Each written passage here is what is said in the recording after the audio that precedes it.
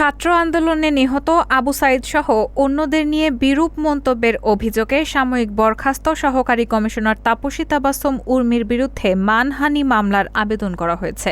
আজ মঙ্গলবার ঢাকার মেট্রোপলিটন ম্যাজিস্ট্রেট আদালতে গণ অধিকার পরিষদের উচ্চতর পরিষদ সদস্য ও গণমাধ্যম সমন্বয়ক আবু হানিফ বাদী হয়ে এই আবেদন করেন। বিচারক বাদীর জবানবন্দি রেকর্ড শেষে এ বিষয়ে আদেশ পরে হবে বলে জানান আদালত। এ বিষয়ে বাদীপক্ষের আইনজীবী মোহাম্মদ খাদেমুল ইসলাম বিষয়টি নিশ্চিত করেছেন। মামলার আবেদনে বলা হয়েছে, গত ৫ অক্টোবর আসামি উর্মি শুধু শহীদ আবু সাঈদ নয়, সরকারের দায়িত্বশীল পদে থাকা সত্ত্বেও ছাত্র আন্দোলনের মাধ্যমে প্রতিষ্ঠিত সরকার ও সরকার প্রধান নোবেলজয়ী প্রধান উপদেষ্টা ড.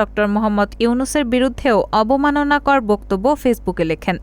আবেদনে আরও বলা হয়, মন্তব্যে সুপ্রিম কোর্টের আপিল বিভাগের রেফারেন্সের ভিত্তিতে সংবিধানসম্মতভাবে গঠিত একটি সরকার প্রধান সম্পর্কে বিষোদগার করা হয়েছে এবং সরকার উৎখাতের হুমকি দিয়ে জনমনে ভীতি সৃষ্টি করা হয়েছে। রায়হানা মুন, সবার কথা।